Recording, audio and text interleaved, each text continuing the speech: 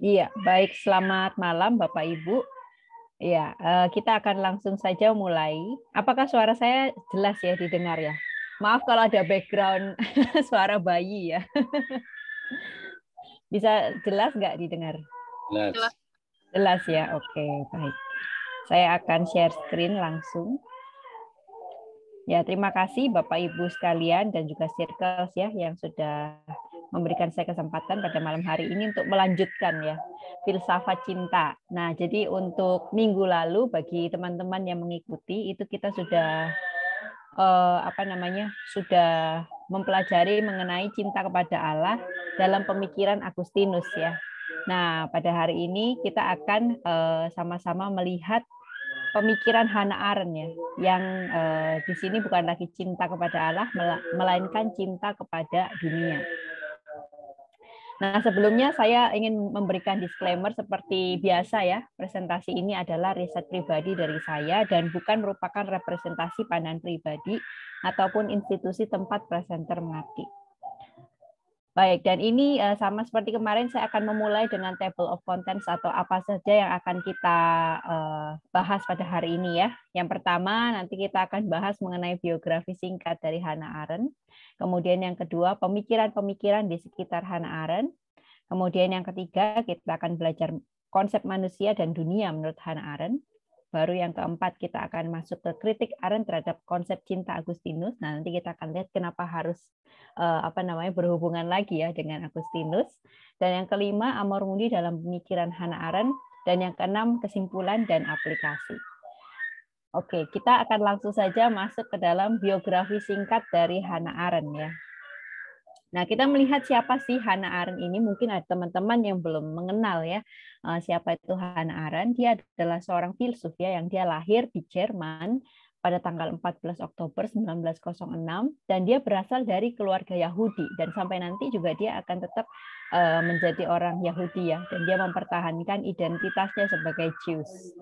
Nah, kemudian yang kedua bagaimana dengan pendidikannya? Nah, dia pertama-tama masuk ke Marburg University di tahun 1924 dan nantinya akan melanjutkan di Heidelberg University pada tahun 1926, di mana di sini nanti dia akan mengambil disertasi mengenai Agustinus. Kemudian bagaimana dengan keluarganya sendiri? Nah, dia pernah menikah dengan yang namanya Gunther Stern pada tahun 1936, tapi rumah tangga ini tidak bertahan lama ya. Nah, dia bercerai dan nanti dia akan nikah lagi di tahun 1940 dengan Heinrich Blücher. Kemudian dia meninggal di New York pada tanggal 4 Desember 1975. Nanti kita juga akan cerita kenapa kok bisa dia dari Jerman pergi ke New York ya pada saat kematiannya tersebut, menjelang kematiannya.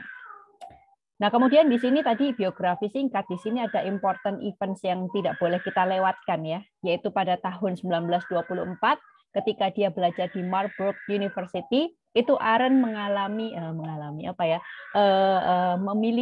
memiliki affair dengan Heidegger yang pada saat itu juga ada di University of Marburg itu. Dia sendiri adalah guru ya dari Hannah Arendt. Tetapi affair tersebut ternyata tidak bertahan lama walaupun mereka tetap berhubungan di belakang ya selama beberapa saat begitu. Nah, kemudian tahun 1929 itu dia melanjutkan S3 ya, disertasi yang tadi di University of Heidelberg itu dia dibimbing oleh Karl Jaspers ya, seorang filsuf juga dan disertasinya ini mengambil tema Love and Saint Augustine. Jadi dia khusus membahas cinta dari pandangan Agustinus ya. Nah, kemudian tahun 1933 dia sempat ditangkap oleh Gestapo karena menentang Nazi. Nah, memang selama kehidupannya Hannah Arendt ini selalu menentang yang namanya Nazi ya. Dan kemudian dia serta ibunya itu sempat ditangkap oleh Gestapo ya. Dan akhirnya pada tahun 1933 sampai 1936 mereka pun melarikan diri atau pindah ke Paris ya. Nah, kemudian tahun 1941 dia diusir dari Paris. Dan memang karena di Paris itu mulai terjadi ini ya, invasi oleh Nazi juga. Akhirnya dia itu lari lagi dari Paris dan kemudian dia pindah ke New York. Nah, di New York ini untungnya pada 1950 dia betul-betul mendapatkan kewarganegaraan Amerika. Ya, nah kemudian di Amerika ini juga lah dia terus menulis dan pada 1958 dia menerbitkan karya dia yang paling penting, yaitu The Human Condition. Walaupun banyak sekali karya-karyanya yang lain, tetapi Human Condition dianggap sebagai karya Arendt yang sangat terkenal, ya, penting gitu. Nah, kemudian di sini karya-karya dari Hannah Arendt ini saya hanya ambil beberapa ya, sebetulnya banyak sekali. Cuman di sini yang sering atau terkenal gitu dibahas ya, yaitu The Origins of Totalitarianism, ini sangat terkenal juga. Kemudian Human Condition, kemudian juga On Revolution dan Eichmann in Jerusalem, itu menceritakan mengenai trial dari Adolf Eichmann di Yerusalem itu ya. Itu juga sangat terkenal ya, karya dari Hannah Arendt ini. Nanti kita juga akan bahas sedikit-sedikit, tapi sebetulnya presentasi hari ini lebih ke The Human Condition itu sendiri gitu ya. Tetapi nanti kita juga akan bahas karya-karya yang lain gitu, terutama pemikiran-pemikirannya.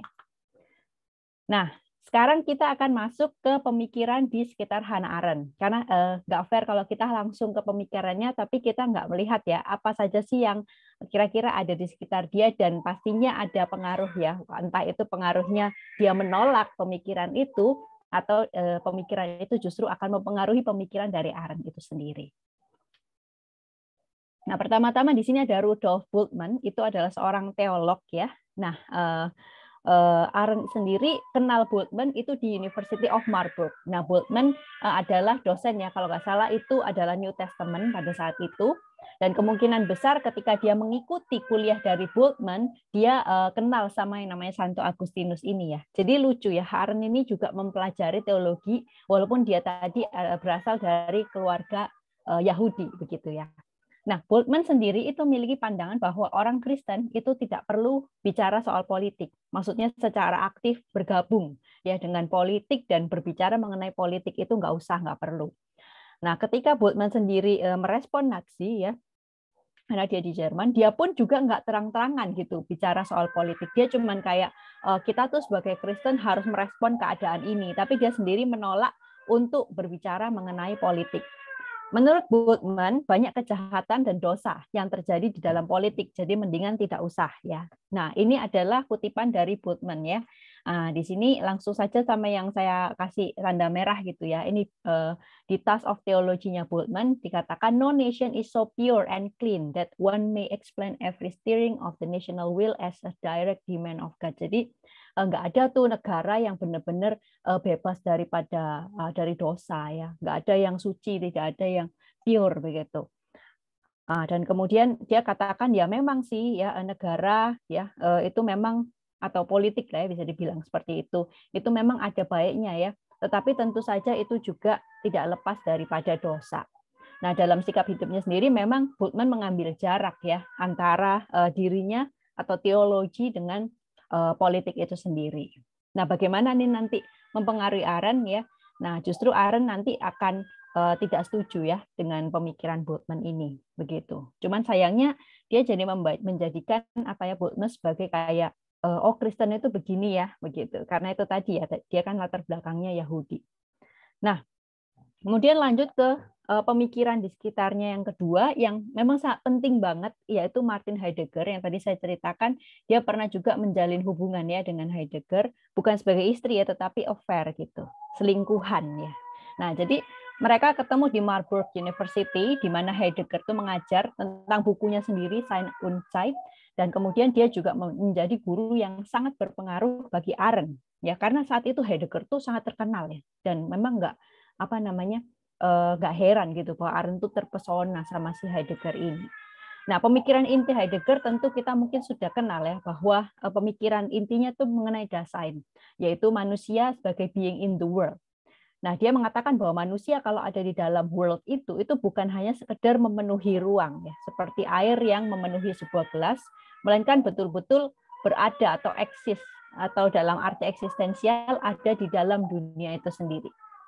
Nah, kemudian menurut Heidegger juga manusia memiliki kapasitas untuk mengalami realitas di mana itu terletak pada adanya itu ya. Jadi manusia memiliki kemampuan untuk menerima pewahyuan dari ada-nya besar ya, sehingga manusia itu adalah satu-satunya makhluk yang terbuka terhadap si ada itu sendiri. Nah, Arendt itu banyak dipengaruhi oleh gurunya ini, tapi sekaligus dia mengambil jarak darinya, khususnya mengenai hal sosial ya. Heidegger seperti yang kita tahu, dia membicarakan bahwa otentisitas itu diperoleh ketika seseorang lebih kayak tidak mengikuti arus ya. Nah, dalam hal ini Arendt setuju, tetapi aspek sosial di dalam Heidegger itu kurang ditekankan. Jadi Heidegger tidak membicarakan dunia sosial sebanyak Arendt. Jadi kalau Arendt, manusia itu otentik justru di dalam sebuah ruang publik ya. Nah, di ruang publik itu justru terjadilah yang namanya penyingkapan ada atau penyingkapan realitas. Jadi Heidegger memang menekankan bahwa kita nggak boleh ikut arus. Arendt memang sesuai dengan itu ya, kita harus otentik, tetapi Heidegger tidak membicarakan dunia sosial seperti Arendt membicarakan dunia sosial atau ruang publik. Nanti akan kita bahas ya. Nah, kemudian Arendt menggunakan konsep-konsep Heidegger ya, seperti world earth, perbedaannya. Kemudian konsep tentang berpikir, kalau kita mengetahui ketika Arendt nanti ya, kita juga akan pelajari mengenai pemikiran, berpikir. Jadi berpikir itu lebih kepada proses mengalami atau memaknai daripada mengumpulkan informasi dan proses saintifik. Ini sangat khas pemikiran Heidegger ya, yang dimana itu dia memutarbalikkan metafisika itu sendiri, di mana proses berpikir bukan mengambil semua jadi milikku, melainkan membiarkan apa yang ada di luar menyingkapkan diri kepadaku. Itu yang nantinya disebut sebagai fenomenologi seperti itu. Nah, jadi Heidegger itu kurang lebih sangat banyak mempengaruhi Arendt ya. Nah, kemudian yang ketiga itu adalah Karl Jaspers. Seperti yang tadi saya katakan bahwa Karl Jaspers merupakan mentor sekaligus sahabat. Jadi mereka bukan sekedar mentor dan murid, tapi juga sahabat ya di University of Heidelberg, di mana Karl Jaspers itu adalah pembimbing disertasi dari Arendt. Nah, disertasi Arendt itu kan judulnya Love and Saint Augustinus ya. Nah, jadi di situ Jaspers itu membimbing Arendt. Tetapi karena mereka dekat, akhirnya mereka tuh bersahabat dan saling mempengaruhi.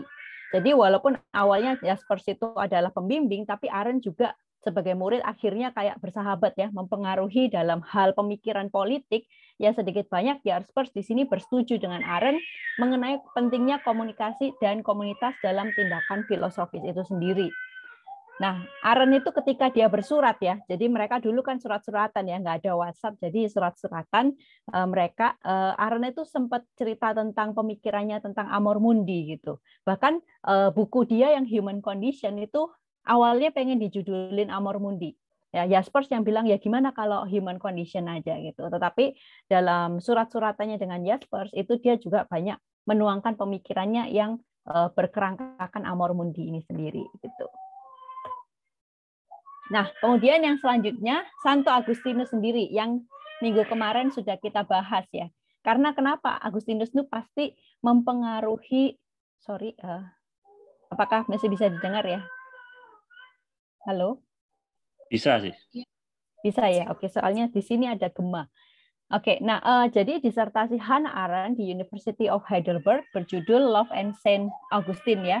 Jadi di sini Hannah Arendt sendiri ingin menyelidiki konsep cinta menurut Agustinus, dan pertanyaan tesisnya dalam disertasi itu adalah apa sih makna dari sesama itu? Mengapa sih kita harus mengasihi sesama?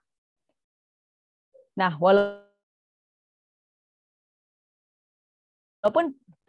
kalau di sini saya ada feedback, apakah ada mungkin mikrofon yang harus dimatikan ya Kak?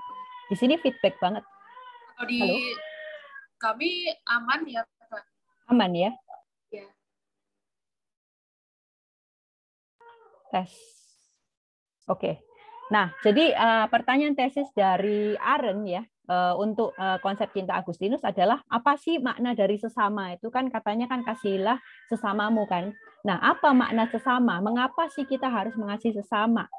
Nah, walaupun pada akhirnya Arendt mengkritik konsep cinta dalam pemikiran Agustinus dan juga secara khusus kekristenan, tetapi Arendt juga menunjukkan apresiasinya pada pemikiran Agustinus.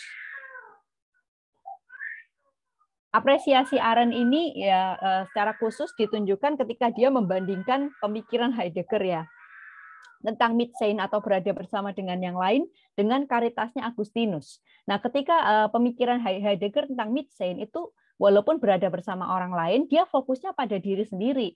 Sedangkan Agustinus itu betul-betul fokus dalam konsep karitasnya, kalau yang kemarin kita pelajarin bareng, itu fokusnya kepada intersubjektivitas atau penyingkapan yang lain melalui cinta. Jadi sedikit banyak Arendt lebih setuju ya dengan Agustinus daripada Heidegger yang fokusnya tuh lebih ke diri gitu ya. Nah, sayangnya menurut Arendt konsep cinta Agustinus itu begitu unworldly atau menarik diri dari dunia. Ya, ini adalah kritik paling pentingnya. Sehingga pada akhirnya Arendt itu membuat konsepnya sendiri, yaitu natalitas. Yang fokusnya atau kerangka besarnya itu adalah amor mundi atau cinta kepada dunia. Nah, itu bisa dibandingkan dengan Agustinus itu kan amor dei ya.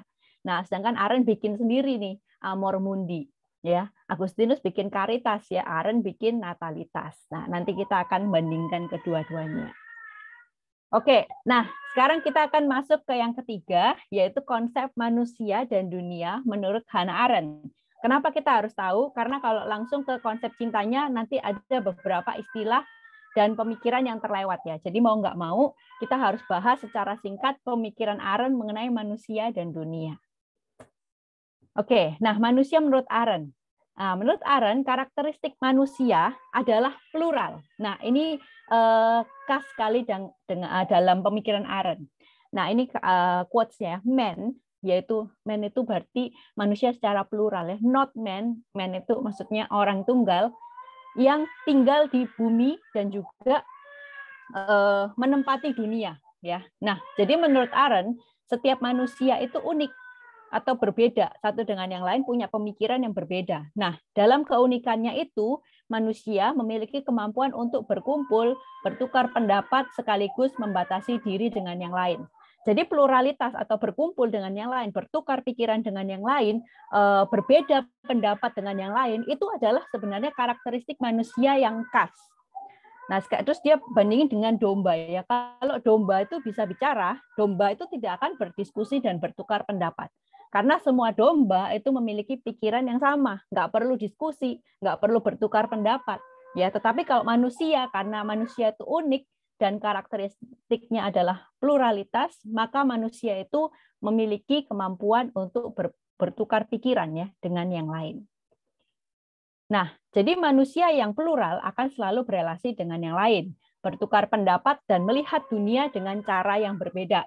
Diumpamakan seperti meja yang bundar gitu ya. Kemudian kita duduk di sekitar meja tersebut dan kita dalam pembicaraan itu kita mengungkapkan apa yang ada dalam pikiran kita, orang lain juga mengungkapkan dalam pikiran mereka sendiri dan kita berbeda pendapat. Nah, itu sebetulnya karakteristik manusia dan ruang di mana kita berbicara itu disebut sebagai ruang publik. Nah, ini mungkin sedikit-sedikit mirip dengan Habermas. Nah, Habermas sendiri memang dipengaruhi oleh Arendt gitu ya.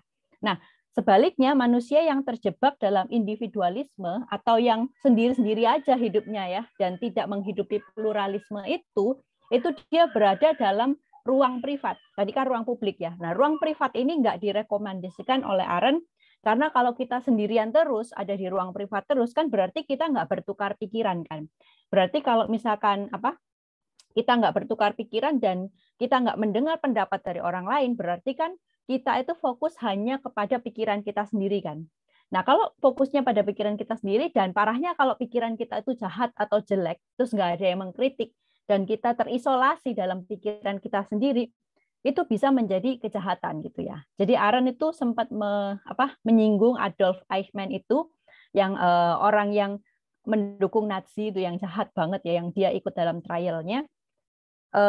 Menurut Arendt dia itu lebih ke bukan jahat sebenarnya, bukan monster gitu, tapi dia itu sendirian, terkurung dalam pemikirannya sendiri dan lebih lagi dia nanti terkurung oleh totalitarianisme. Nanti akan kita bahas ya.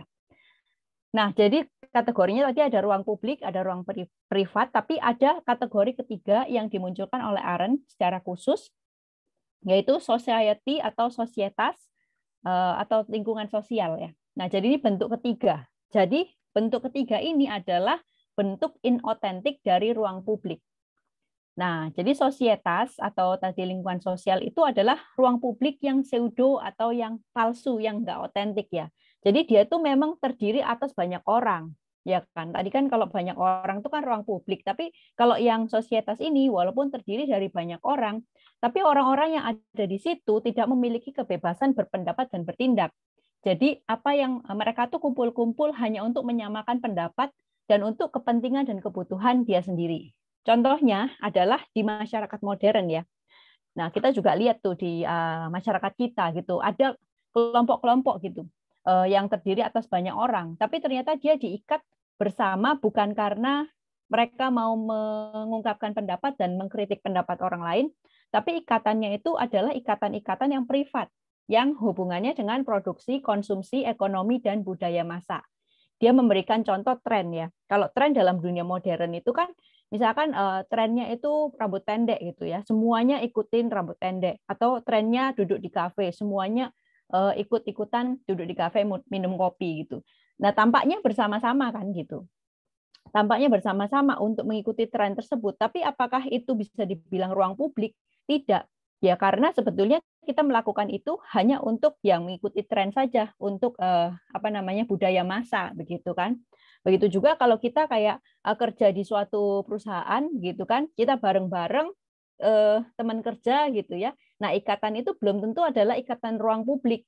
Bisa aja ikatan itu hanyalah ikatan produksi dan konsumsi, hanya untuk dapat gaji aja gitu ya tiap bulan begitu. Tapi bukan bisa dibilang ruang publik yang dimana kita bisa mengungkapkan pendapat kita, karena sebetulnya orang-orang ini walaupun berkumpul bersama nggak bebas berpendapat gitu loh, ya kan? Karena dia cuma diikat oleh suatu sistem seperti itu. Nah, jadi manusia-manusia tadi yang dalam sosietas, mereka terikat itu bukan karena ingin berbagi dunia, ingin membangun dunia, melainkan karena kebutuhan dan keinginan yang sama saja gitu ya. Jadi egosentrisme sebetulnya.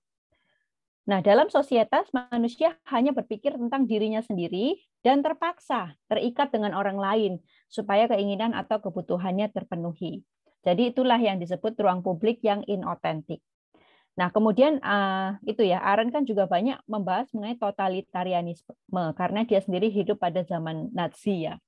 Nah, dia mengatakan bahwa dalam totalitarianisme Nazi, kesadaran moral seseorang telah dikalahkan oleh suara yang sama, ya, yaitu pemujaan terhadap Hitler sebagai standar moral tertinggi.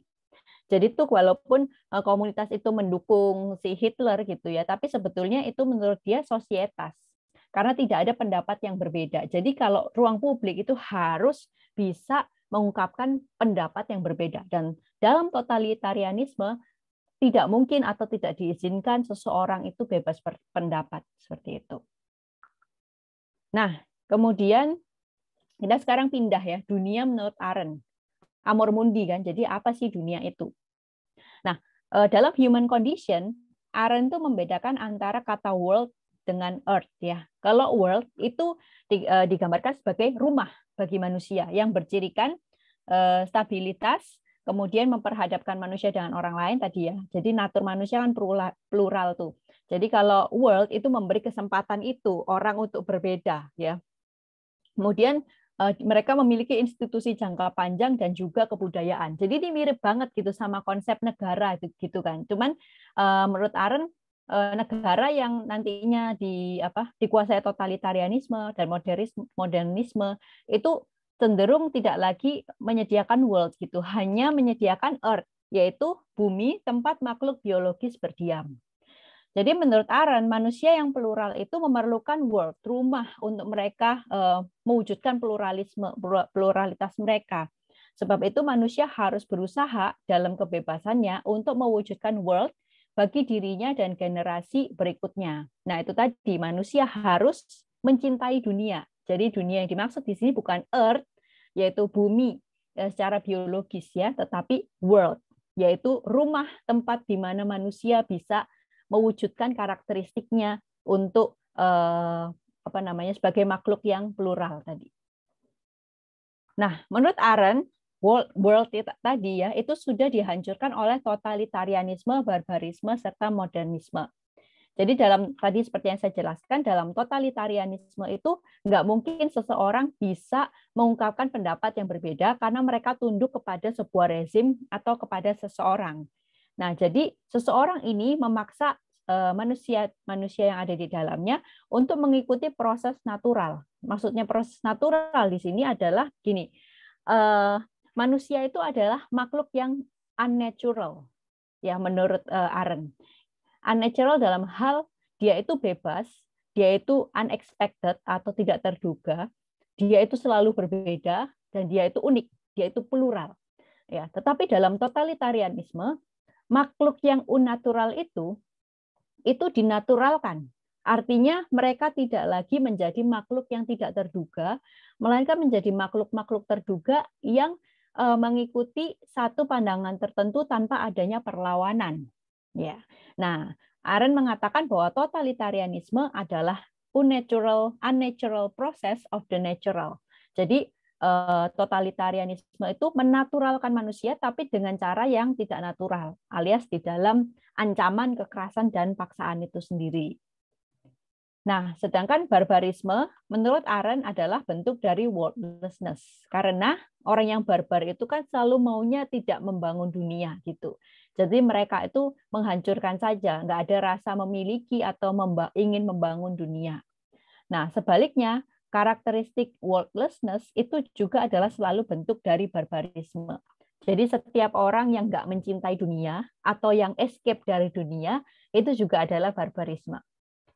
Nah, demikian juga dengan modernisme yang tadi menekankan individualisme. Dia menghilangkan natur manusia yang plural, yang unexpected tadi.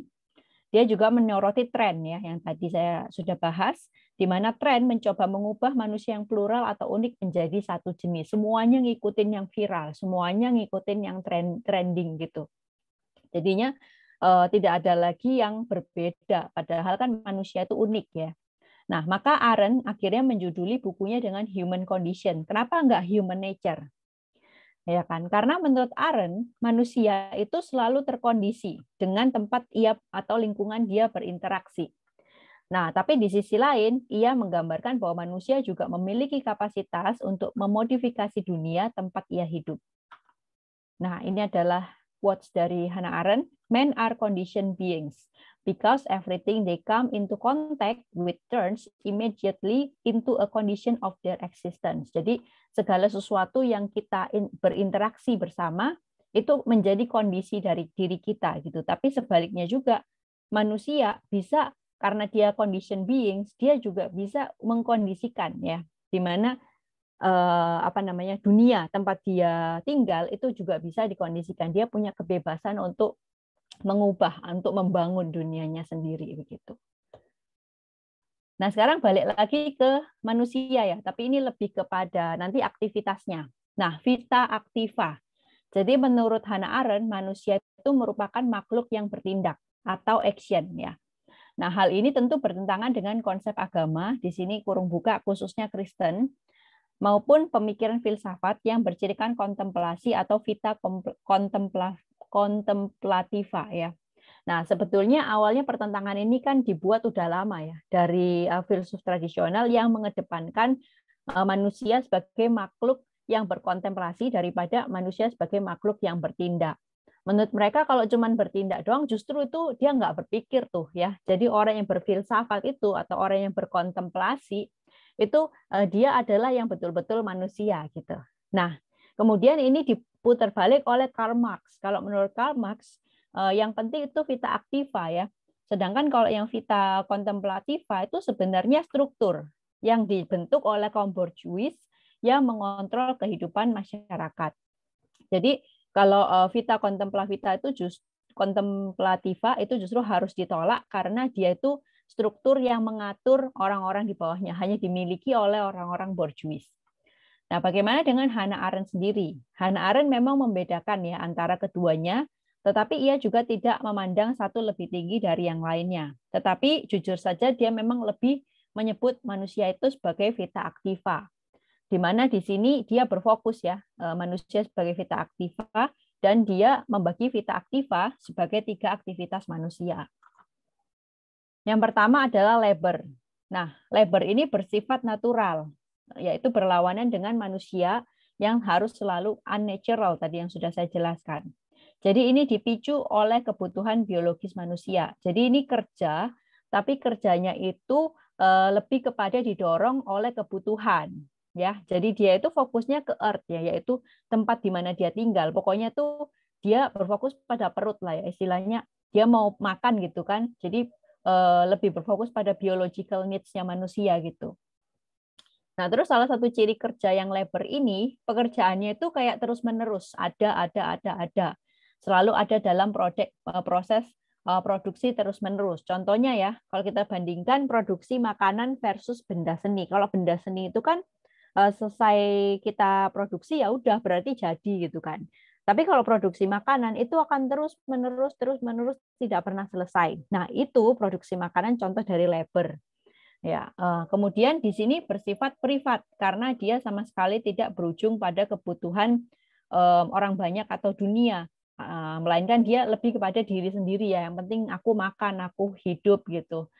Nah, menurut Arendt memang labor itu kan penting ya. Tetapi kalau seseorang cuma berhenti di labor, maka Arendt menyebut orang ini adalah spesies yang worthless ya. Jadi dia apa ya, cuman fokus sama dirinya kan, tadi kan manusia itu harusnya kan plural kan, harusnya di ruang publik kan. Tapi karena labor ini cuman fokus ke diri dia sendiri, berarti dia itu adalah makhluk yang nggak mencintai dunia, makhluk yang worthless lah gitu.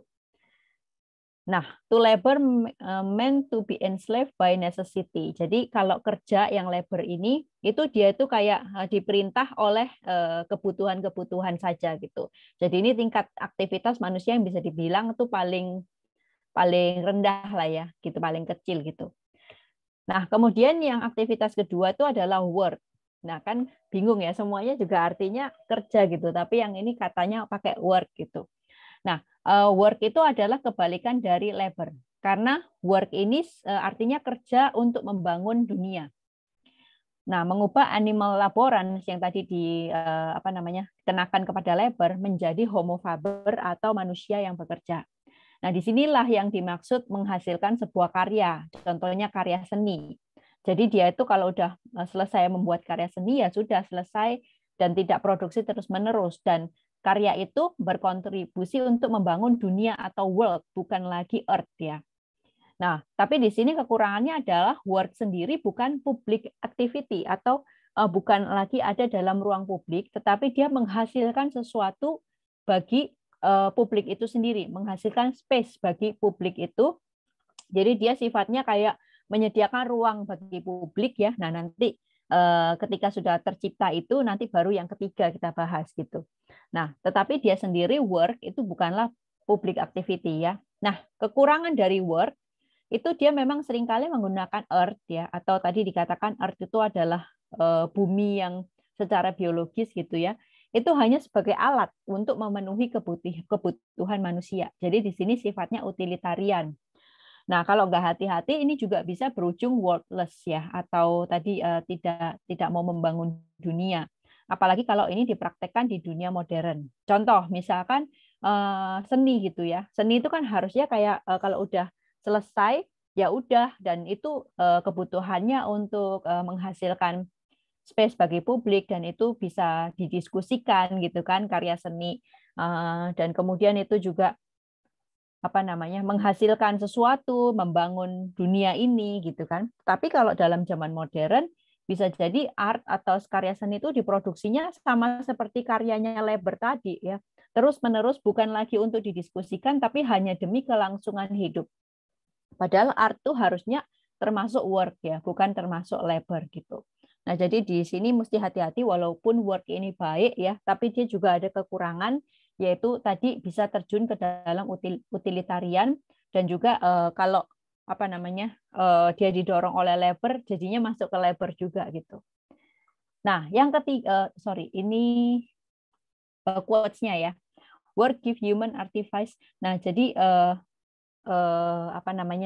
kerja itu sendiri itu bisa memberikan space ya, jadi memberikan ruang bagi manusia ya, untuk ruang yang stabil gitu ya bagi manusia untuk nanti dia melakukan aktivitas yang ketiga di dalam ruang publik. Nah, aktivitas yang ketiga ini yang paling tinggi ya, yaitu action. Nah, action itu adalah yang membedakan manusia dengan binatang secara unik. Jadi action sendiri yaitu kapasitas manusia untuk berinteraksi dengan orang lain. Kegiatan action ini melibatkan kebebasan atau inisiatif masing-masing pribadi dan sifatnya unpredictable. Nah, jadi kalau kita berinteraksi dengan orang tuh kan hasilnya juga bisa unpredictable ya, nggak bisa diprediksi gitu hubungan dengan orang lain. Action juga berhubungan erat dengan speech. Action itu bersifatnya publik ya dan berlangsung dalam ruang publik tadi. Jadi itu sudah termasuk ke dalam aktivitasnya orang-orang yang ingin membangun dunia ya dan aktivitas yang ada dalam ruang publik. Jadi ini naturnya kondisi manusia tadi gitu ya, manusia yang plural itu harus melakukan action di dalam ruang publik itu sendiri. Nah, menurut Arendt kehidupan privat berhubungan dengan semata-mata necesitas tadi ya, kebutuhan saja. Tapi kalau kehidupan publik yang ditandai oleh action itu bercirikan kebebasan. Jadi manusia itu execute their freedom gitu ya di dalam action ini. Action dihubungkan dengan natalitas atau kelahiran baru, a new beginning yang nanti akan kita bahas ya. Nah, kira-kira seperti itu pemikiran Arendt ya mengenai manusia, dunia, dan aktivitas manusia. Nah, sekarang kita masuk ke dalam kritik Arendt terhadap konsep cinta Agustinus dan kekristenan secara khusus ya. Nah, jadi Arendt dalam disertasinya itu dia meramukan poin-poin penting mengenai konsep cintanya Santo Agustinus begitu. Yang pertama yang ditemukan oleh Arendt adalah Agustinus membagi cinta menjadi dua. Saya nggak akan mengulang lagi ya. Yang jelas kemarin sudah saya jelaskan mengenai cupiditas dan caritas. Di mana cupiditas itu bercirikan ketakutan dan caritas itu adalah cinta kepada Tuhan. Tapi dua-duanya ini digolongkan oleh Arendt sebagai cinta love as a craving atau cinta yang mengingini ya, mengingini, yang satu mengingini Tuhan, yang satu mengingini non Tuhan begitu. Nah, menurut Arendt poin pertama ini tidak menjawab. Tadi kan dia nanya kan, apa sih pentingnya mengasihi sesama gitu. Tapi menurut Arendt ini masih nggak jawab gitu ya. Mengasihi sesama itu kenapa? Justru konsep pembedaan caritas dan cupiditas itu justru menyoroti bahwa mencintai dunia, termasuk apa yang ada di dalamnya, tidak akan mencapai kebahagiaan sejati. Ya kan, itu kan yang dibilang cupiditas itu kan kekurangannya dia nggak akan mencapai kebahagiaan kan, kecuali kalau dia tidak mencintai Tuhan. Nah, cinta kepada Tuhanlah, bukan yang kepada dunia, yang akan membawa kebahagiaan sejati. Loh, berarti nggak menjawab dong. Terus kenapa kita harus mengasihi sesama atau dunia gitu? Kalau kita sendiri hanya berfokus pada Tuhan. Terus dia lanjut lagi ke poin yang kedua. Jadi poin yang kedua dikatakan bahwa manusia, ini langsung saja karena kemarin sudah saya jelaskan ya. Dikatakan oleh Agustinus, manusia tidak boleh mencintai dunia ini, tapi kan dia harus mencintai Allah. Nah, tapi Agustinus juga bilang sesama dan dunia juga harus dicintai. Tetapi mereka hanya dicintai sejauh kita mencintai Allah, yang kemarin hanya sebagai uti itu ya. Nah, jadi dunia itu dicintai hanya sebagai ciptaan Allah yang baik. Nah, menurut Arendt, poin kedua masih belum menjawab mengapa sesama itu penting dan dicintai. Arendt beralasan, jadi sumber keberadaan sebagai ciptaan Allah memang itu menimbulkan alasan ya, mengapa sih kita harus mencintai sesama dan dunia? Iya, karena mereka ciptaan Allah yang baik, ya berarti kita harus mencintainya karena itu adalah ciptaan Allah. Tapi menurut Arendt, ini masih belum menunjukkan mengapa kita memiliki relasi dengan manusia lain. Jadi kalau misalkan saya berteman dengan Kak Dimas gitu ya, saya tuh cuman berteman karena Kak Dimas itu ciptaan Allah gitu ya. Tetapi sebenarnya relasi ini sendiri menurut Arendt ya, apakah betul-betul hanya murni karena sama-sama ciptaan gitu loh. Jadi kalau misalkan saya melihat Kak Dimas tuh hanya sebagai ciptaan Allah, jadi itu kayak gimana ya, relasinya itu putus gitu. Semuanya terhubung karena ada Allah, karena kita ciptaan Allah. Ya kan? Nah, jadi apakah relasi kita dengan manusia lain hanya sekedar karena sama-sama ciptaan Allah? Apakah betul-betul nggak ada relasi antar manusia yang terlepas dari sama-sama ciptaan Allah? Jadi kalau Allahnya dilepas, apakah betul-betul nggak ada tuh relasi saya dengan orang lain gitu ya? Nah, kemudian yang ketiga yang Hannah Arendt temukan dalam Agustinus, nah memang ini di poin ini pertanyaannya terjawab nih. Bagaimana manusia terhubung satu dengan yang lain? Jadi Agustinus menjawabnya dari sejarah manusia dan sejarah keselamatan dalam Kristus. Jadi kita itu bisa terhubung dengan yang lain karena pertama, Adam sebagai nenek moyang kita yang sama-sama bisa mati dan juga sama-sama berdosa. Itu disebut sebagai common past. Ya. Nah, terlebih lagi kita sejajar dan kita itu bisa berelasi satu sama lain karena adanya sejarah keselamatan, yaitu penebusan Kristus. Jadi menurut Aaron tentang Agustinus ya, penebusan Kristus berdampak pada semua manusia. Kan anugerah melalui Kristus sudah dicurahkan kan. Nah, oleh sebab itu kita melihat manusia itu sebagai makhluk yang dianugerahi. Ya, jadi hidup dalam anugerah juga memampukan manusia mencintai sesama sebagai bentuk yang kemarin saya jelaskan sebagai imitatio Christi. Nah, menurut Aaron, oke, berarti terjawab nih ya, relasi kita dengan orang lain itu karena selain sama-sama ciptaan Tuhan, karena sudah ada sejarah tuh, sejarah penciptaan dan sejarah penebusan. Memang ini tuh unik ya, unik Kristen gitu. Bukan saja ya itu tadi ya. Nah, namun menurut Aaron tetap ada yang kurang. Wah, apa nih ya? Jadi kritik Aaron terhadap konsep cinta Kristen ya, secara keseluruhan mungkin ya.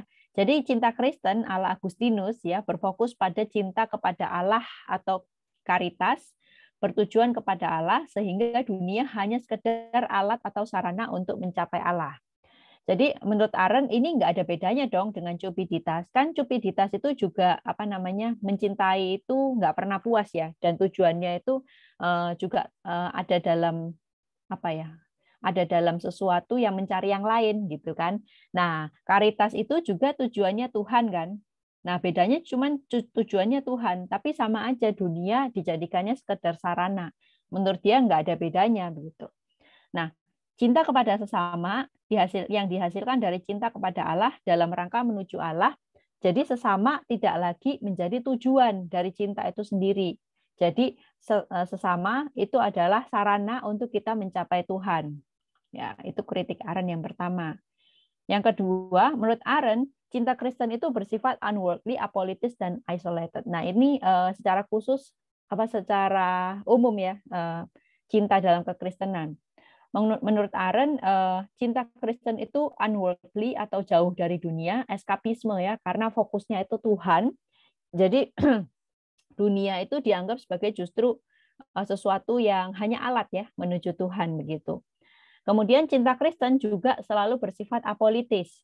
Di sini cinta ini tidak bisa digunakan dalam politik. Ini kutipan Aaron, in politics love is a stranger. Itu menurut dia ya. Nah, jadi contohnya orang yang diopresi akan merasa diopresi atau ditekan ya, akan merasa tetap sabar dalam ketertindasannya tanpa usaha untuk menegakkan keadilan. Jadi di sini cinta itu apa ya? Apolitis, dan menurut Aaron itu juga bertentangan dengan natur manusia yang selalu plural, di mana kepluralannya itu juga nanti akan menciptakan politik ya. Nah, menurut Aaron, cinta Kristen yang macam seperti itu nggak cocok untuk dijadikan dasar bagi politik. Nah, nanti kita akan lihat apa yang diajukan Aaron sebagai dasar dari politiknya ya. Nah, kemudian isolated, Aaron memberi contoh ya, komunitas Kristen di zaman Agustinus itu mereka memisahkan diri dari dunia ini dan mengajarkan individualisme. Nah, Aaron mengatakan bahwa orang-orang Kristen cukup bertanggung jawab dalam kejatuhan Republik Roma karena orang-orang Kristen bersikap apolitis dan individualistis. Jadi istilahnya mereka nggak mau ikut-ikutan gitu ya, padahal udah tahu kan ini keadaannya genting tuh, tapi orang Kristen kayak ya udahlah kita nggak ikut-ikut ya gitu. Mereka bersikap apatis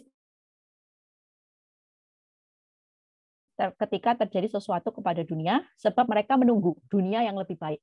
Nah, jadi menurut Aaron, kekristenan itu memecah ras manusia atau human race menjadi banyak individu. Nah, kan menurut Aaron kan human race itu man ya tadi, man ya. Jadi harusnya melihat manusia itu plural gitu. Tetapi dengan adanya ajaran kekristenan itu menjadikan manusia fokus sama keselamatan pribadinya dan dunia yang akan datang, sehingga ras manusia itu pecah menjadi banyak individu.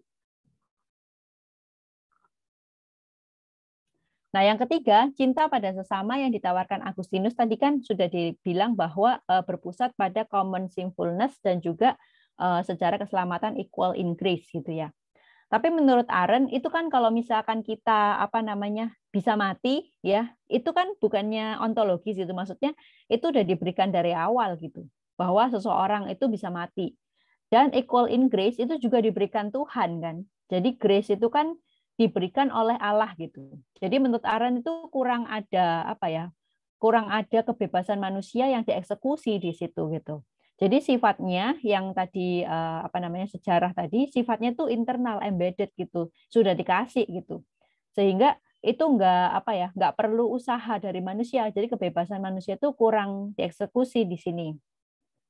Nah, memang menurut Agustinus cinta pada sesama sifatnya eksternal kan, harus diusahakan seperti yang kita pelajari kemarin. Tapi menurut Arendt, hal itu kurang melibatkan tindakan aktif manusia, action tadi, karena berdasar hanya kepada cinta Allah, bukan cinta kita sendiri. Karena di situ dikatakan love one another as I have loved you. Jadi kalau Tuhan nggak love kita, ya berarti kan nggak bisa gitu kan. Jadi kayak kurang ada usaha dari manusia itu sendiri. Padahal kan Arendt itu sangat menekankan adanya action begitu. Oke. Next. Nah, jadi kesimpulan dari kritik Arendt itu bahwa dia itu nggak setuju, walaupun dia menghargai namanya pemikiran Agustinus dan kekristenan secara umum mengenai cinta tadi. Jadi kekristenan tidak memiliki dasar yang kokoh untuk seseorang hidup dalam public realm yang harusnya manusia memang ada di situ, atau sebagai human race yang saling berelasi satu sama lain. Menurut Arendt nggak kuat itu dasarnya. Nah, bagi Arendt, hidup dalam public realm sangatlah penting. Dan oleh sebab itu, sikap politis sangatlah penting. Untuk menghasilkan sikap-sikap seperti ini, seseorang tidak boleh membenci atau terpisah dari dunia, melainkan being of the world. Nah, ini bedanya lagi dengan Heidegger ya. Dia adalah being of the world. Dia harus jadi miliknya dunia, dia harus mencintai dunia, dia harus membangun dunia ini. Ya. Nah, baik. Nah, sekarang kita baru akan masuk ke amor mundi dalam pemikiran Hannah Arendt. Jadi apa sih yang ditawarkan Arendt dari semua kritik-kritiknya tadi ya? Jadi Arendt menawarkan konsep amor mundi.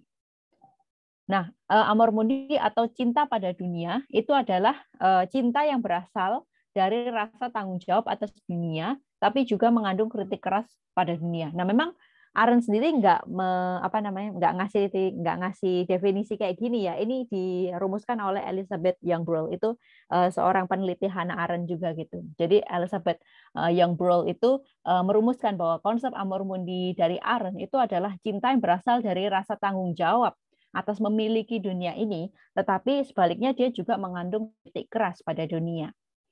Nah, perbedaannya dengan tadi yang dikritik oleh Arendt, cinta yang seperti ini pada dunia ini itu menjadikan dunia sebagai tujuannya. Jadi dunia bukan sekedar alat atau means ya menuju tujuan yang lain ya.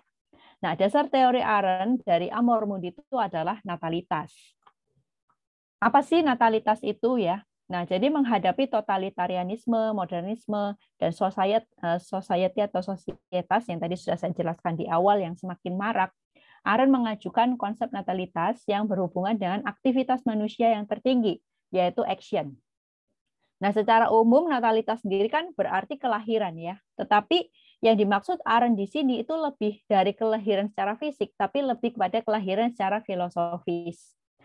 Nah, natalitas adalah kelahiran manusia yang melakukan action, aktivitas yang tertinggi dari manusia. Dan ini dilakukan di dalam ruang publik dan motivasinya adalah amor mundi atau cinta kepada dunia. Natalitas mengaktualisasi kapasitas manusia yang selalu unexpected, bebas, dan memulai yang baru bersama yang lain. Jadi manusia itu tidak boleh tuh dibatasi menjadi makhluk yang natural, makhluk yang expected, makhluk yang tidak bebas. Nah, dia kasih contoh uniknya yaitu Yesus ya, walaupun dia nggak percaya Yesus itu Tuhan ya. Tapi Yesus dalam politik forgiveness-nya itu adalah mencerminkan manusia yang selalu unexpected gitu. Istilahnya kalau kita dipukul ya expected-nya kita dipukul balik kan. Tetapi Yesus mengajarkan yang namanya forgiveness yang nanti akan dihubungkan dengan mukjizat ya. Nah, nanti kita akan bahas di segmen selanjutnya. Dan kemudian Gandhi juga ya, dikatakan dijadikan contoh orang yang natal, orang yang mengalami natalitas itu sendiri. Nah, ketika seorang mengalami natalitas, barulah ia dapat mencintai dunia secara bersama-sama. Nah, kemudian di sini adalah kutipan dari Human Condition ya, bukunya Arendt ya. Di sini bisa dibaca ya, teman-teman. The fact of natality, di mana action itu bisa dilakukan dalam natalitas. Jadi apa namanya, kelahiran dari orang-orang yang baru itu adalah awal yang baru, ya, di mana dia bisa melakukan action itu sendiri. Nah, kalimat terakhir menarik, it is this faith in and hope for the world. Jadi di sini dia gunakan juga istilah faith and hope, tapi kepada dunia, ya, di mana dia diekspresikan itu melalui natalitas. Nah, sama seperti, nah, dia mengambil itu ya, kutipan Injil, a child has been born unto us. Menurut dia itu kan Yesus itu lahir untuk dunia, demikian juga manusia itu lahir untuk dunia, secara literal untuk dunia, untuk mencintai dunia. Nah, sekarang kita akan fokus lagi pada filsafat natalitasnya ya. Ini saya supaya gampang, saya bagi menjadi tiga poin. Yang pertama adalah natalitas sebagai prekondisi. Nah, memang natalitas pertama-tama adalah kelahiran manusia ke dunia ini ya. Tetapi yang dibicarakan Arendt ini bukan kelahiran secara biologis, melainkan dia lebih bicara filosofis di sini ya. Dalam natalitas atau kelahiran, seseorang itu dibawa kepada dunia. Ya, jadi melalui aktivitasnya dalam dunia, seseorang menemukan rumahnya di dunia. Jadi ketika seseorang lahir di dunia, itu dia sendiri sudah terbuka kepada dunia dan dia sendiri sudah dilahirkan bagi dunia untuk mencintai dunia. Sebenarnya manusia sudah memang dikondisikan atau prekondisi ini, yaitu dilahirkan bagi dunia. Dan bersamaan dengan itu, bersamaan dengan kelahiran kita, itu juga lahir potensi manusia untuk melakukan action, ya, bukan hanya labor atau work, tapi potensi untuk menjadi manusia yang bebas, yang unexpected, manusia yang unnatural, itu sudah ada ketika kita lahir. Tetapi nggak berhenti di situ, natalitas itu juga sebagai kelahiran dalam ruang publik atau politik. Nah, ini kondisinya, ya, kita prekondisinya kita diberikan kapasitas itu, tetapi di sini tidak berhenti di situ ya. Menurut Arendt, asal-usul manusia adalah selalu bersama-sama dengan orang lain. Tadi bukan hanya being in the world, tapi juga being of the world dan being with others. Jadi setelah dia lahir dengan di dunia ini, dia langsung bergabung dalam ruang publik yang melibatkan kebebasan action dan speech dalam ruang publik, di mana di situ terlahirlah politik. Jadi dia sangat cinta politik, ya, nggak mungkin manusia hidup tanpa politik. Dan politik tadi yaitu nggak bisa dihidupi dengan cinta yang bukan cinta dunia. Hanya orang yang cinta dunia, yang care for the world, itu baru dia bisa berpolitik. Begitu. Nah, Arendt mengajukan dua konsep yang harus dipatuhi dalam tanda kutip ya, dalam politik yang memperdulikan atau mencintai dunia. Nah, tadi konsep cinta ya, menurut dia secara khusus cinta Agustinus tadi ya, cinta Kristen, menurut dia itu nggak bisa digunakan untuk politik kan. Nah, jadi dia bangun dua konsep yang lain. Yang pertama adalah promise atau mutual promise ya. Nah, menurut Arendt harus ada perjanjian yang disepakati itu bagi pihak-pihak yang mengikuti itu ya. Nah, karena ketika kita mengadakan promise, ya mutual promise, itu akan mengurangi ketidakpastian di masa depan.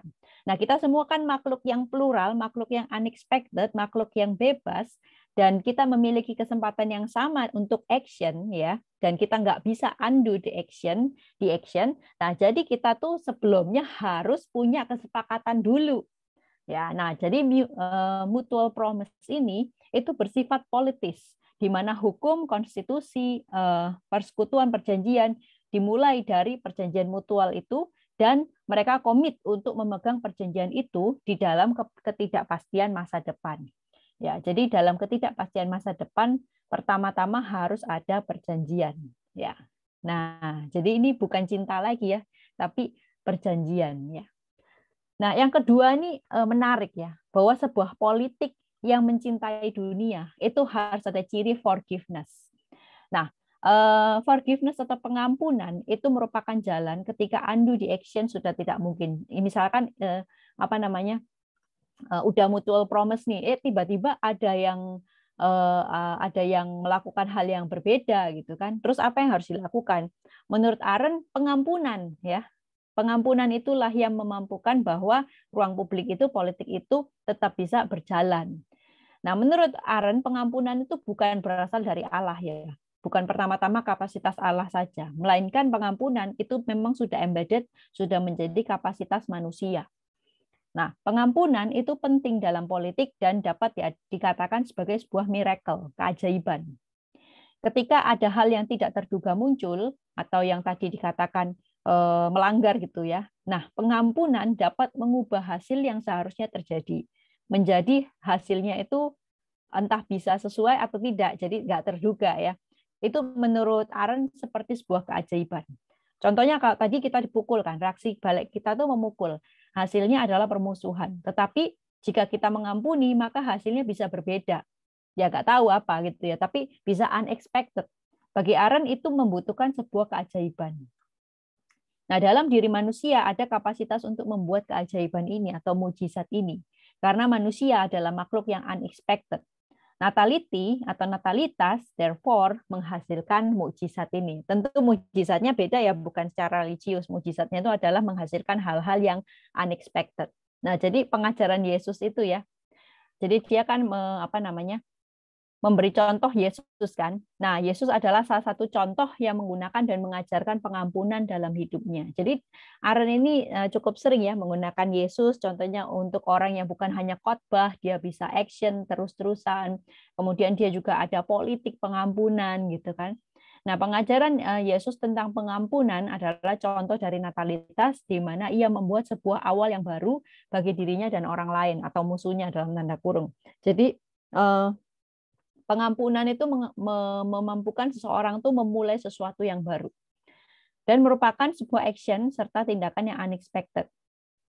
Dalam hal ini Yesus menjalankan dalam tanda kutip politik yang bagi Arendt merupakan ciri amor mundi. Nah, di sini kalau ada yang berpikir, loh kok Yesus berpolitik, berarti Anda juga harus sudah meluruskan pikiran ya. Apakah politik itu selalu kotor seperti tadi yang dikatakan Bultmann? Karena bagi Arendt enggak gitu. Justru itu adalah sesuatu yang menjadi ciri manusia gitu ya. Jadi kalau dibicarakan politik jangan langsung berpikirannya buruk ya. Karena menurut Arendt itu sesuatu yang positif. Namun demikian, Arendt sendiri tidak mempercayai Yesus sebagai Kristus, hanyalah sebagai Yesus historis saja yang pernah hidup di dunia ini. Arendt juga menolak kekristenan karena menurut Arendt ajaran Kristen memisahkan orang dari dunia ini, bersifat unworldly, jadi mengejar ini ya, dunia yang lain ya. Dan juga yang jadi fokus itu adalah individu, yaitu keselamatannya masing-masing. Nah, kemudian yang ketiga itu natalitas sebagai rebirth. Sebentar lagi ya, kita selesai. Jadi menurut Arendt, ketika berada dalam natural process atau kekuasaan totalitarianisme atau arus modernisme, itu membuat manusia tidak lagi action. Ya, dan akhirnya mereka kayak ikutin proses natural, padahal manusia selalu adalah makhluk yang unnatural ya. Maka perlu adanya rebirth ya, atau di sini regenerasi versinya Arendt gitu ya, yaitu kesadaran manusia untuk melawan, untuk memulai yang baru, yang dia itu nggak hanya seperti orang mati ya, walaupun dia harusnya udah lahir ke dunia, tapi dia itu harus memulai sesuatu yang baru. Nah, ini adalah ciri dari mencintai dunia, ya amor mundi, di mana mencintai bukan berarti dia ngikutin arus dunia ya, tetapi ada juga kritik terhadap dunia. Nah, prosesnya adalah thinking ya. Berpikir membuat seseorang dapat melihat dunia secara apa adanya. Nah, di sini dalam tulisan Arendt Understanding and Politics, dia mengatakan bahwa thinking atau understanding itu sangat penting buat kita supaya kita itu bisa to be at home in the world. Ya. Nah, jadi ya istilahnya gini, orang kalau sudah ikut arus tuh nggak lagi berpikir ya, gitu loh. Nah, jadi kita tuh harus berpikir. Kenapa kita harus berpikir? Supaya kita tuh jernih melihat dunia. Dunia misalkan sedang nggak baik-baik saja kan, berarti kita tuh membutuhkan mikir supaya kita bisa ngelihat dunia sebagaimana adanya, sedang nggak baik-baik saja gitu. Nah, yang kedua adalah judging. Judging itu sifatnya politis ya. Nah, di sini intinya adalah kita tuh selalu bersifat kritikal terhadap dunia. Jangan cuman seperti orang yang totalitarianisme tadi ya, hanya satu point of view saja, tapi kita juga bisa kritis gitu terhadap apa yang ada di sekitar kita. Itu juga adalah bentuk amor mundi. Nah, oke. Nah, jadi itu ya unik ya. Nah, sekarang kita cepat saja untuk kritik terhadap pemikiran Arendt ya. Nah, Arendt itu yang pertama tidak benar-benar melihat kekristenan secara utuh ya. Nah, di mana Agustinus waktu di City of God itu ya, dia memandang bahwa City of God itu kan memang New Jerusalem kan, kayak lebih sifatnya eskatologis kan. Menurut Arendt kan ya udah berarti Agustinus itu ngajarin orang Kristen supaya nggak peduli dengan dunia. Padahal kalau kita cermatin Agustinus itu juga bicara mengenai keadilan ya, yang harus ditegakkan di dunia ini bukan nanti, tapi di sini melalui negara. Meskipun ya tidak disangkali Agustinus mengatakan kondisi itu bukanlah keadilan yang City of God, itu jauh banget gitu ya. Tetapi negara itu dipakai Tuhan untuk membatasi kejahatan. Nah, Arendt melewatkan hal ini ya. Nah, kemudian Arendt terlalu berfokus pada kehidupan publik. Nah, tentunya Arendt itu berbeda dengan Heidegger. Tapi apakah dia tidak terlalu fokus nih pada kehidupan publik? Bukankah kehidupan privat itu juga adalah bagian dari manusia gitu. Kalau dia kan selalu mencirikan manusia itu adalah orang-orang yang ada dalam ruang publik kan. Nah, apakah ruang privat hanya semata-mata membuat manusia jadi berkacamata kuda atau maksudnya dia pikirannya jadi aneh gitu, hanya terisolasi pada dirinya sendiri?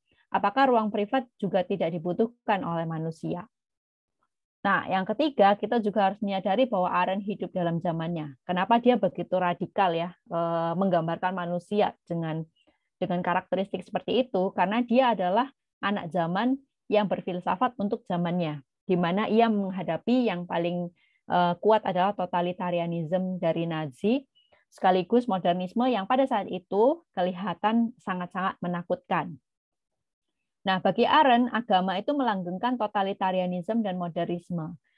Nah, jadi kalau tidak melanggengkan ya hanya diam di hadapannya. Maka Arendt merasa perlu untuk ya nyadarin ya bahwa agama seharusnya tidak membawa orang escape dari dunia ini, melainkan berpartisipasi memperbaiki dunia ini.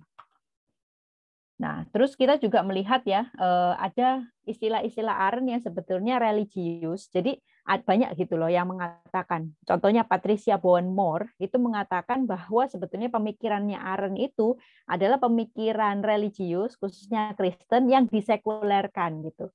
Jadi amor Dei dijadiin amor mundi. Ya, nah di sini kedaulatan cinta juga sebetulnya ditekankan dalam pemikiran Arendt, yaitu mempertentangkan antara cinta yang eksklusif yang memisahkan diri dari dunia dan cinta yang politis. Itu mirip ya dengan dua jenis cintanya Agustinus, tapi dimodifikasi lebih kepada cinta kepada dunia. Lalu konsep natalitas sendiri itu mirip sekali dengan konsep karitasnya Agustinus sebetulnya. Ya, nah jadi kan definisi dari natalitas itu kan peristiwa yang new beginning kan, yang unexpected, yang membawa seseorang kepada action. Nah di sini ada juga yang meneliti namanya Mavis Louise Biss, merupakan natalitas itu merupakan sekularisasi dari caritas. Ya, kalau caritas kan cinta kepada Tuhan ya, berbaliknya seseorang kepada Tuhan. Nah perbedaannya natalitas itu adalah berbaliknya seseorang kepada dunia. Syarat begitu juga penebusan bukanlah syarat dari regenerasi atau second birth ya, melainkan proses berpikir dan judging dalam diri seseorang. Yang ketiga, dia mengusung konsep forgiveness yang tentu saja kita nggak mungkin ya mengambil Yesus dari konsep ini gitu. Hal ini tampaknya asing banget kalau misalkan kita lihat atau kita bandingkan dengan pemikiran politis lain. Sebut saja lawannya Arendt itu Carl Schmitt ya, mengenai enemy dalam politik gitu. Tapi kalau dalam Arendt masih kayak dimungkinkan adanya forgiveness, friendship gitu dalam politik. Nah, tidak berlebihan kalau saya mengatakan bahwa konsep ini dipengaruhi oleh pemikiran Kristen ya. Perbedaannya, forgiveness di sini bukan merupakan kemampuan yang pertama-tama kita teladani atau imitatio Christi, melainkan sesuatu yang memang ada dalam diri manusia. Kemudian dia juga sering memakai istilah faith and hope ya. Tapi faith and hope-nya bukan kepada Tuhan atau kepada dunia yang akan datang, melainkan kepada dunia yang sekarang ini. Menurut Arendt, iman dan harapan akan terbangunnya world adalah bukti dari kecintaan terhadap dunia. Kalau Kristen kan ada love, faith, hope ya. Arendt juga ada gitu. Tapi faith, hope, love-nya bukan pada Tuhan ya, tapi kepada dunia ini. Jadi dari beberapa konsep Arendt ini tidak berlebihan kalau saya mengatakan bahwa konsep amor mundi Arendt adalah bentuk sekulernya dari amor Dei. Dia yang mensekulerkannya. Nah, saran dari Bernauer ya, James Bernauer, dia berpendapat bahwa pemikiran Arendt itu nggak perlu ditolak ya dalam pemikiran Kristen. Menurut dia justru pemikiran Arendt dan pemikiran Kristen itu bisa saling melengkapi satu sama lain gitu. Jadi pemikiran Arendt itu justru menyadarkan kekristenan supaya kita tuh jangan anti gitu ya untuk kita membangun dunia dan mencintai dunia. Bukan berarti kita istilahnya bergabung dalam dosa-dosa dunia gitu, melainkan kita membangun dunia ini sebagai tempat yang memang ditinggali bersama-sama untuk kita dan generasi yang berikutnya. Nah, kemudian kesimpulan dan aplikasi ya. Ya mungkin ini saya lewatin saja karena waktu. Untuk aplikasinya, yang pertama, unworldliness itu menjadi worldliness. Yuk kita sama-sama jangan lagi menjadi orang yang unworldly. Ya, istilahnya kita menjauh dari dunia, nggak cinta pada dunia, dan jangan-jangan modernisme itu juga sudah merenggut kita dari mencintai dunia. Kita lebih fokus kepada diri sendiri, bukan kepada human race secara keseluruhan, tetapi kepada kebutuhan diri kita sendiri. Nah, pemikiran Arendt menyadarkan kita bahwa kita selalu tinggal di dunia bersama-sama dengan orang lain, dan kita juga lahir di dunia untuk membangun dunia ini. Nah, kemudian yang kedua, amor Dei sama dengan amor mundi. Nah, ini mungkin saya lebih setuju ke Bernauer ya. Jadi kalau kita mencintai Tuhan, itu pastinya harusnya ya, kita harus mencintai dunia gitu. Nah, kalau misalkan kita cinta Tuhan, tapi kita merusak dunia ini, tentu saja kita sebenarnya nggak mencintai Tuhan. Nah, memang saya di sini lebih cenderung ke Agustinus ya, yang mengatakan bahwa dari ciptaan Allah dan juga dari sejarah tadi. Tapi pemikiran Arendt juga memberikan kontribusi di sini bagaimana manusia nggak boleh ya, kita yang mencintai Tuhan tidak boleh untuk meninggalkan dunia ini, nggak boleh pasif, nggak boleh apatis ketika ada sesuatu yang terjadi kepada dunia ini. Yang ketiga, kita merayakan politik yang baik. Nah, itu tadi ya, karena kita mungkin sebagai Kristen ada yang, atau sebagai orang yang non-Kristen juga tapi beragama ya, itu kita seringkali menganggap politik itu sesuatu yang buruk. Ya memang banyak sekali dosa yang terjadi dalam politik. Tetapi di sini Arendt memberikan dua ya, mutual promise dan forgiveness. Berarti kayak apa istilahnya, kalau saya baca Arendt itu saya sendiri ya merasa bahwa oh ternyata tuh masih ada ya politik yang dikerjakan dengan baik gitu. Nah, yang contohnya adalah oleh Arendt ini sendiri. Ya, dan nanti dilanjutkan oleh Habermas, dan saya nggak tahu sekarang apakah masih dilanjutkan atau tidak gitu ya. Tetapi politik itu kalau digunakan dengan baik ternyata ya ada baiknya juga begitu ya. Jadi kita merayakan politik yang baik. Mungkin nanti Kak Dimas yang pernah terjun langsung ya ke politik juga bisa memberikan share-nya gitu. Yang jelas di sini masih ada gitu ya politik yang baik. Oke, sudah selesai. Begitu saja kira-kira. Maaf kalau terlalu panjang ya, karena ya memang panjang gitu.